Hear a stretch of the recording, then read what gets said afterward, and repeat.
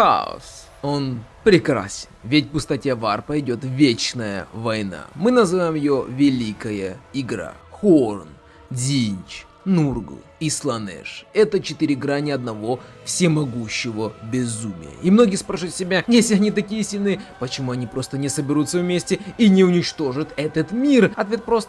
Они ненавидят друг друга больше, чем всех остальных. Хорн презирает Сланеш, а Сланеш — Хорна. Нургл — это воплощение застоя, который ненавидит переменчивого Дзинча, и это вражда взаимна. Их существование — это баланс. Если Хорн станет слишком силен, остальные трое на мгновение забудут обиды, чтобы обрушить его трон черепов. Но стоит одному упасть, как на его месте возникнет огромная дыра энергии, которая тут же заполнит другой бог. Поэтому они обречены на вечное соперничество, где триумф — это лишь временная передышка перед новым сражением. Именно поэтому сегодня мы выясним, кто из Великой Четверки является сильнейшим в рамках Total War Warhammer 3. Мы оценим лордов, экономику, магию и ростер юнитов, опираясь на кампанию Бессмертных Империй. Поэтому никаких PvP доминаций. И чтобы любители Дзинча не закидали меня варп огнем раньше времени, уточню, оценивать фракции мы будем как с позиции новичка, так и с точки зрения опытного игрока. Ведь на разных уровнях навыка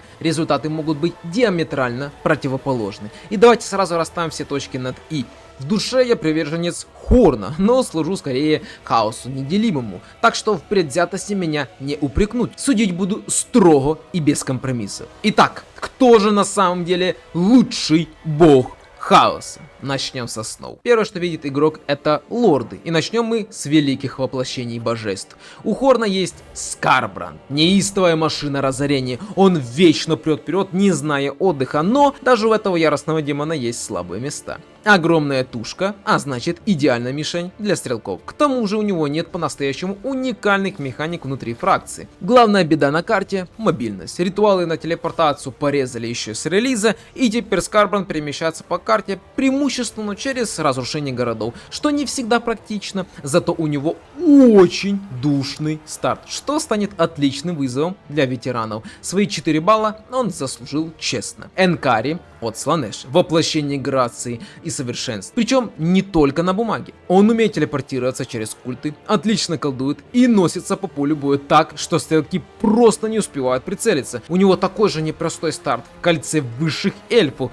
требующий навыков микро и макро контроля. Еще один отличный выбор для ветеранов. Уверенный 4,5 балла. Фаворит Нургла — Кугат, воплощение заразительного тепла. Его единственная мечта — любовь дедушки, и он ее оправдывает. Является одним из сильнейших дуэлянтов в игре. 3 причины его мощи: колоссальный запас хп, роль живой артиллерии и статус мощного мага с уникальными бафами для нурлинов. В бою у него нет минусов, но на глобальной карте все меняется. Кугат ультрамедлительный, телепортов нет, а механики завязаны на думчивом развитии. Даже при его боевом совершенстве не больше 4,5 баллов я не поставлю. Замыкает четверку Кайрос, двухголовый петушок Дзинча. По карте телепортируется. Механики базовый, старт комфортный. Казалось бы, величайший маг мира, но на деле все достаточно хрупко. Если у вас закончится мана, она закончится. Кайрос превращается в игрушку для бития. Стоит на 9 секунд отвлечься от микроконтроля, и его либо расстреляют, либо зажмут в угол и сотрут. Даже у гениев магии есть предел. Итог 4 балла, как и у Скарбранда. Но кроме высших демонов у нас есть чемпионы. Например, Эпидемий. Он во всем пытается подражать Кугату. Тоже на троне, тоже про чуму, но в бою он слабак. Ни колдовать, ни стрелять толком не умеет. Призывы и бафы у Кугата тоже есть. А компания за Эпидемией кажется такой же, как и у Пузана. Ну уж слишком скучный парниша. Ставлю всего 3 балла. Благо, это единственный слабачок в свите хаоса. Ведь Тамурхан, вот эта чистая доминация, бессмертен в бою и компания, обладает вменяемой мобильностью и нереально крутой шестеркой уникальных героев. Это лучший выбор для новичка, решивший присягнуть Нурглу. Твердые 4,5 балла. У Сланеш же сразу 2 жемчужины: маска и Дечала. Дикие имбы в бою, телепортация, легкие старты и интереснейшие внутренние механики. Без сомнения, 5 с плюсом обоим. Идеальные лорды для знакомства с фракцией. Хотя для опытных игроков они могут показаться, ну, слишком простыми и сломанными. У Хорна ситуация почти один в один. Арбал Undefeated и Собиратель черепов. Оба ходячие аннигиляторы, мобильные и уникальные. Также чистые 5 с плюсом. С ними компания превращается в легкую прогулку на любой сложности. Тоже идеальный выбор для новичка. И последняя звездочка. Перевертыш, главный трикстер Дзинча. Оценить его сложновато, ведь он может принять облик любого лорда, например, того же самого Гугата, и победить любого бою. Он фактически бессмертен на карте, как и Тамурхан, и экономически идеален, как паразит. Это лучший выбор для фана, который ломает привычные правила игры. Единственный лорд, который забирает 6 баллов из 5. Подведем черту. Сланеш 5,21. Безупречный ростер героев. Хорн 5,09. Ну тут немножечко Скарбранд душит среднюю оценку. Нургл 4,10. Все из-за невзрачного эпидемия, к сожалению. Дзинч 4,8. И нет, лорды Дзинча очень хороши. Просто где мой третий лорд? Для такой качественной фракции катастрофически не хватает хотя бы еще одного. Ну ладно, с лидерами разобрались. Теперь перейдем к самому сложному и, пожалуй, самому важному аспекту любой долгой кампании. Экономика. Давайте начнем с фаворита в этой дисциплине. Сланеш. У этого молодого бога есть абсолютно все, чтобы считаться лучшим банкиром в мире Вархаммер. Князь тьмы не просто любит роскошь, он умеет превращать страдания и преданность в горы золота. Как это работает на деле? Во-первых, у нас есть стандартные постройки на доход, которые приносят очень достойные суммы. Во-вторых, Сланеш мастер разорения. Ну, не как Хорн, конечно, но один успешный штурм богатого города может моментально купить содержание целого стека на несколько ходов вперед. Но главный козырь — это вассалы. В актуальных патчах они стали приносить стабильно и очень жирно. К середине игры, когда под вашим каблуком окажется половина карты, вы можете просто забыть о слове дефицит. Экономика Сланеш гибкая, агрессивная и невероятно прибыльная. 5 баллов без лишних раздумий. А вот Нургл и Дзинч в этом плане ведут себя, ну, чуть более сдержанно. Хотя у них есть свои козыри в рукаве. У дедушки Нургла почти нет вассалов, а его постройки поначалу кажутся, ну, странноватыми. Ведь половина за голду, половина за инфекции. Но в этом и фишка. Дедушка у нас скупердяй, как ни странно, и лишнее тратить не хочет. Поэтому и вся его военная мощь почти бесплатная. Да, на старте золота будет катастрофически мало, а каждая инфекция будет на счету. Но дайте Нурглу время. Когда ваши сады разрастутся, экономика станет настолько монолитной, что даже полная потеря нескольких армий не пробьет брешь в вашем бюджете. Это инвестиция в долгосрок, которая со временем превращает вас в неостановимый каток с Тамурханом. За это уверены 4,5 балла. Дзинч, хоть и старается быть оригинальным, но во многом похож по логике. Но с уклоном в манипуляции. У него нет эволюционирующих садов, зато есть смена путей. Зачем копить золото на постройку города, если его можно просто украсть? Дзинч самый пассивный бог в плане прямого заработка, но самый эффективный в плане перераспределения ресурсов. Вы сами выбираете свой темп. Можете сидеть в глубокой обороне десятками ходов, накапливая гримуары, а можете наступать, отменяя войны с самыми опасными врагами одним щелчком пальца. Главная фишка здесь — вариативность. А про дисбалансную экономику Перевертыша, который вообще живет как паразит в чужих поселениях и горя не знает, я вообще молчу. Это гибкая, хитрая и очень комфортная система. Тоже 4,5 балла. Ну и на десерт у нас самый талантливый торгаш, который за всю свою жизнь не заработал честным трудом ни монеты. Хорн. Многие игроки в ужасе кричат, что в этого бога экономики нет вообще. И знаете что? Вы будете абсолютно правы. Постройки Хорна практически не приносят пассивного дохода вообще. Выплаты за победу в боях — это, конечно, приятно, но их никогда не хватает на задержание элитных отрядов, которые стоят как 2 армии Дзинчи на старте. Как же тогда выживать? Все просто. Тотальный геноцид. У Хорна буквально 4-кратный множитель прибыли от разрушения городов. Пока вы ломаете, вы живете. Более того, механики скверны позволяют городам захватываться автоматически автоматически. Вам даже не нужно тратить время на заселение руин. Собрал армию и ринулся в бесконечный поход. Да, мы не можем играть от обороны, да, вассалы для нас это лишний груз, да, попытка строить экономику через здание за Хорна всегда будет убыточнее, чем полный отказ от строительства, но у Хорна есть два скрытых козыря. Во-первых, дичайшее снижение содержания армии на своей территории, а во-вторых, он единственный, кто не получает штраф за количество нанятых лордов. У вас в графе доход всегда, вы слышите меня, всегда будет висеть страшная красная цифра, например, минус 3000 за ход,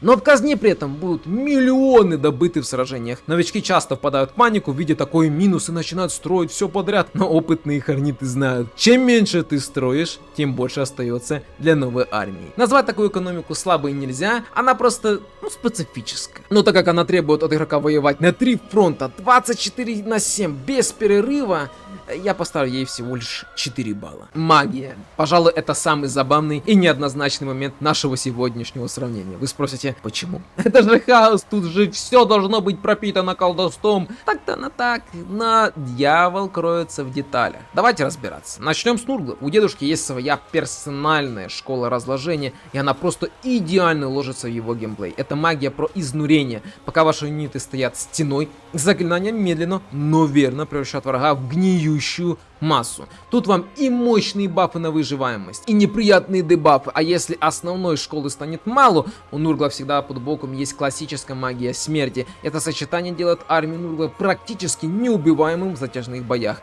За синергию и эффективность ставим жирнейшие 4,5 балла. Слоныш в этом плане идет ноздря в ноздрю. Его сигнатурная магия наслаждения — это квинтэссенция боли, плети, срезающие ряды пехоты и постоянное давление на мораль врага. В руках умелого игрока эта магия превращает и так очень быстрых демонов Слонэш в неуловимых мясников. А если вам и этого мало, то магия теней всегда готова дополнить рацион ваших врагов новыми порциями страданий. Идеальный инструмент для фракции, живущий за счет натиска и микроконтроля. Также 4,5 балла. Про Дзинча говорить можно бесконечно, но я постараюсь покороче. Это безоговорочный король магии. Его уникальная школа заточена на одну: тотальное уничтожение всего живого и неживого в том числе. У нас есть Кайрос, который жонглирует заклинаниями как боженька, и синие песцы, которые колдуют вообще все, что под руку подвернется. На главный туз в рукаве это доступ к магии огня, который по праву считается одной из сильнейших в игре для выжигания толп противника.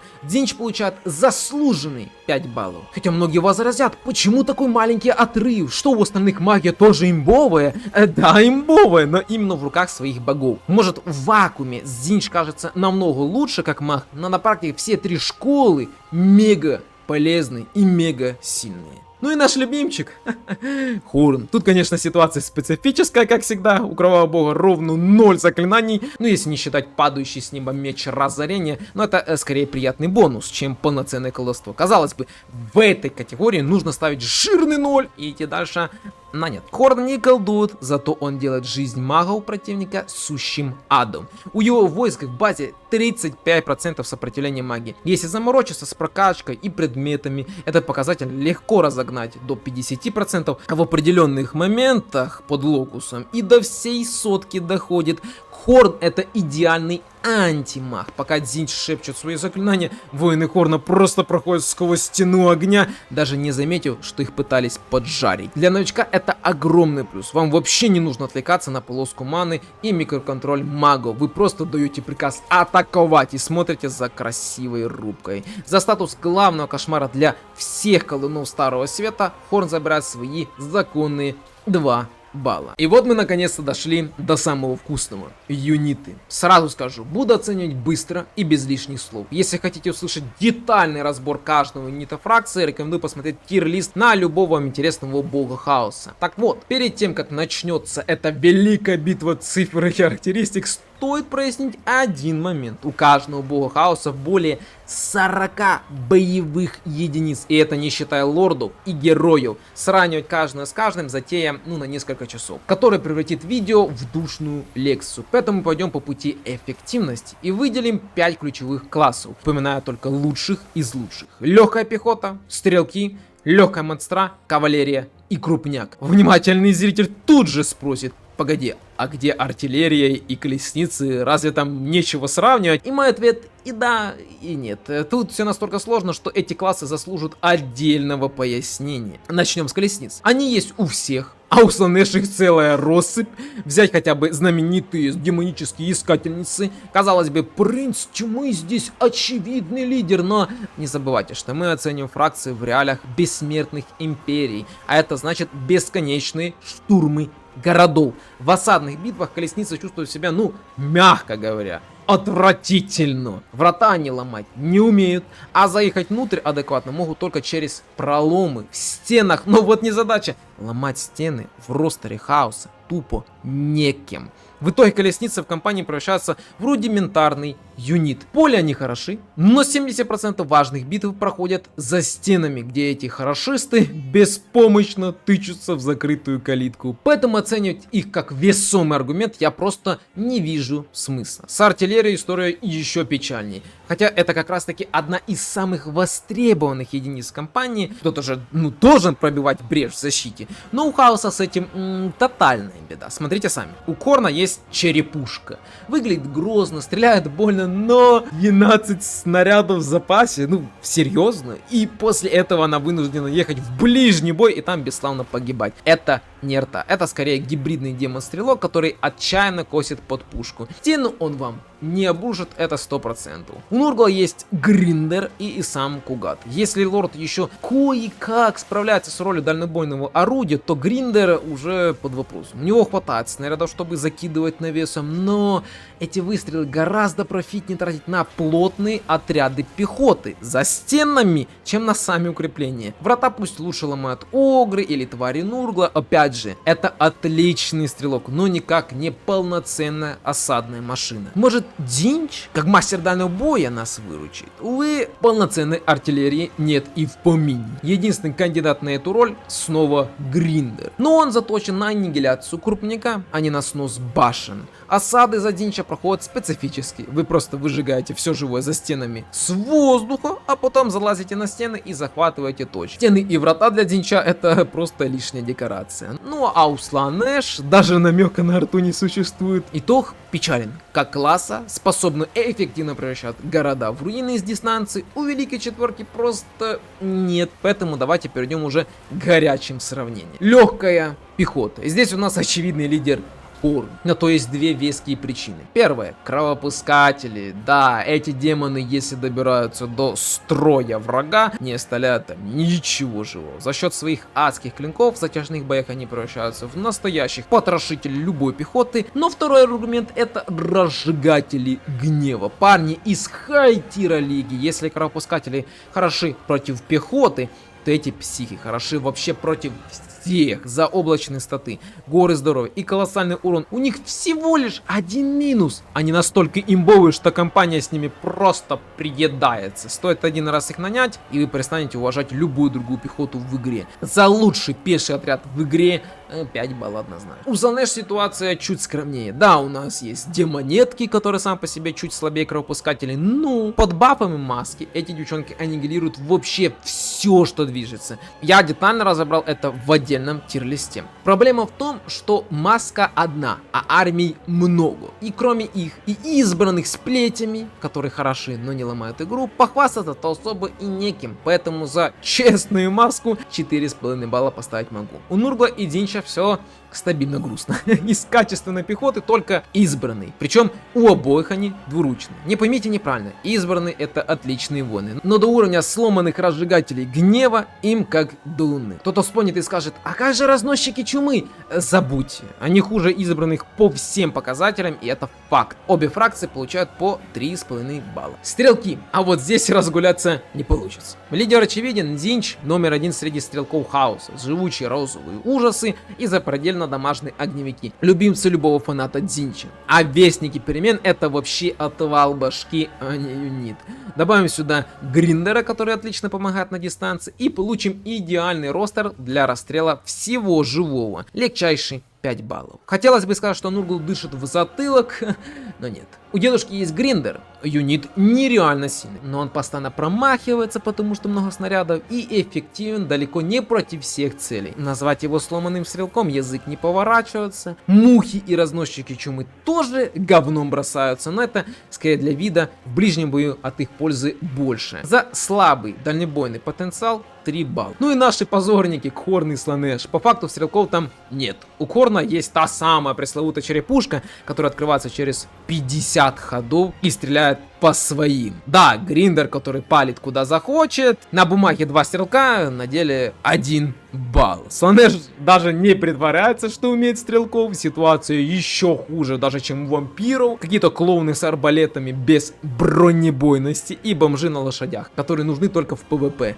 Для компании это тотальный мусор. 0 баллов. Легкая монстра. В этом классе у нас представлены твари всех мастей. И тут хаос расцветает. Снова Нургл, мощнейшие чумовые огры, мобильные гниломухи, живучие твари Нургла и безумно противные желчные тролли. Вы будете использовать каждого из этих красавцев, потому что это база выживания дедушки. Твердый 5 баллов. У Slaanesh список короче, но эффективней. Тварь Slaanesh по факту сильнейшая среди всех тварей бога хаоса. А воители из последнего DLC это чистейшее годнотище. Куча хп, дикий урон и статы, которые напоминают элиту Khorne. Легчайший 5 баллов. Сам Khorne тоже не отстает. Универсальные и сильные минотавры, гончие плоти, пожирающие стрелков, и звери Khorne с их поломанными анимациями удара, которые выдают запредельный выхлоп. Качественный набор на все случаи жизни. 5 баллов. И только Динч здесь в аутсайдерах. Огневики ушли в стрелки, поэтому остаются только Крикуны и Кокатрикс, которого можно было бы закинуть в крупняк.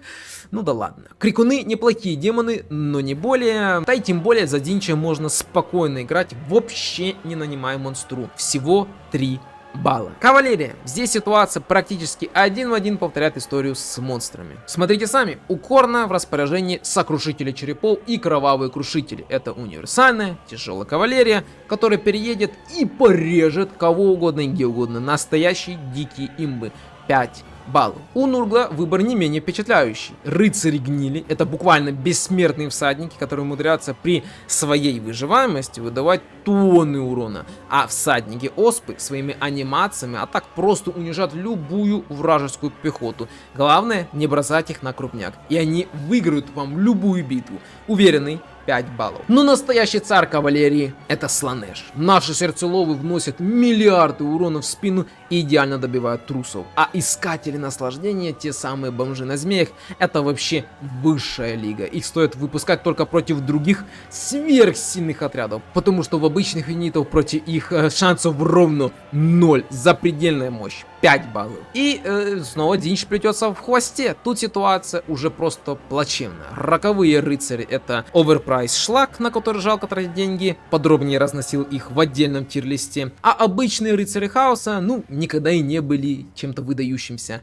За абсолютно ненужную и слабую кавалерию всего 1,5 балла. Крупные монстра. А вот в этом классе каждому богу хаоса есть что выкинуть на поле боя. И здесь нас ждут сюрпризы. Наш Динч, который дважды позорно проиграл в предыдущей категории, внезапно достает козыри. Муталиск и Владыка Перемен — это лютая мощь. Муталиск своей аурой разложения аннигилирует пехоту просто фактом свое присутствие, а Владыка Перемен парит в небесах и безнаказанно засыпает врага заклинаниями. Это дуэт один из лучших монстров в игре, и спорить с этим, ну, сложно. Заслуженный 5 баллов. У Нургла тоже есть 2 гиганта, но на деле все не так радужно. Великий нечистый, конечно, харизматичен, но он слишком медленный и уязвим для любого обстрела. Называть его имбой язык не поворачивается. А Жаба-дракон и вовсе стал разочарованием. Он не может адекватно перебить даже элитную пехоту, хотя создавался именно для этого. Про его кривое дыхание я вообще молчу.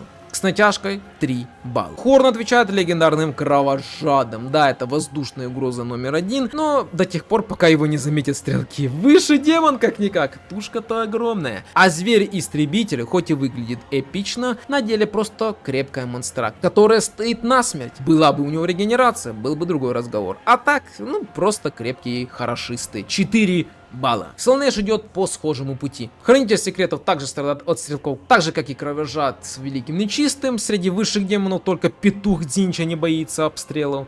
В ближнем бою он чуть слабее Хорнита, зато магия исправляет ситуацию. Перитон — отличный ответ кровожаду. Он не боится ни стрелков, ни пехоты, за что ему жирный лайк. Ну и Гриндер, единственный не стрелок среди братьев, который отлично закрывает дефицит антикрупника у Слонэш. Классные монстры, но с нюансами. 4,5 балла. Итоговый балл по ростеру. Хорн 4,4 балла. Максимально насыщенный, сильный и, что важно, понятный ростер. Лучший выбор для новичка. Нанял, отправил в бой, победил. Нургл 4,29 балла. Супер живучие ребята, которые могут не только терпеть, но и больно давать сдачи. Тоже отличный выбор для новичка. Слонэш 3,8 балла. По факту их юниты не слабее Хорна или Нургла, но они требуют микроконтроля. И сноров новичок здесь быстро наломает дрова. Динч 3,6 балла. На данный момент это самый скромный ростер хаоса. Без ярко выраженных сломанных имп и при этом требующий дикого контроля, который порой не под силу даже ветеранам. Ну что, пришло время подводить итоги нашей великой игры. Мы разобрали этих парней по косточкам. От экономики, которые порой напоминают финансовую пирамиду, до ростера юнитов, где каждый второй ходячее нарушение Женевской конвенции. Цифры не врут, и вот как распределились места в нашем зачете. 4 место. Динч 12,43 балла. Главный манипулятор и интриган сегодня в аутсайдерах. Да, у него лучшая магия, лучшие стрелки, а перевертыш вообще сломанный персонаж, который играет свою собственную игру. На Динч не прощает ошибок. Малейший затык в микроконтроле и ваша армия рассыпается как карточный домик. Слишком мало лордов, слишком специфический ростер и слишком много требований к игроку. Это фракция для тех, кто любит жонглировать 10 шариками, стоя на одном колесе. Круто, эффективно, но чертовски сложно. 3 место. Хорн 12,59.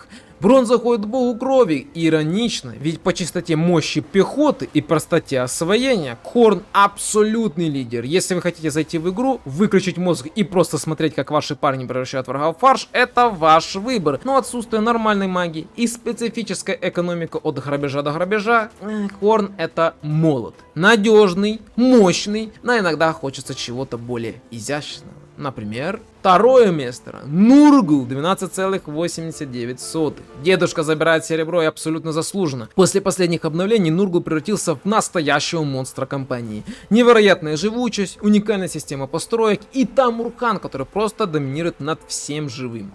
Это фракция, которая позволяет вам ошибаться, потому что пережить ваш жир и инфекции практически невозможно. Нургл это каток, который медленно, но неотвратимо стирает границы между жизнью и разложением. 1 место. Слонэш 13,76. Абсолютный чемпион нашего сравнения. Князь Тьмы доказал, что совершенство это не просто слова. У молодого бога есть все. Лучшая экономика в игре за счет вассалов, безумная кавалерия, мобильные монстры и магия, которая заставляет врагов плакать от восторга и боли одновременно. Да, этот бог требует прямых рук, но взамен он дает такие инструменты доминации, о которых остальные могут только мечтать. Князь Тьмы это скальпель в руках мастера. Остро, быстро и смертельно красиво. Вот такая картинка получилась в рамках бессмертных империй. Кто-то скажет, что я предвзят, кто-то пойдет писать гневный комментарий про Дзинча, и это правильно! Хаос должен бушевать. И помните, боги приходят и уходят, а Вархаммер вечен. До новых встреч, юные хаоситы.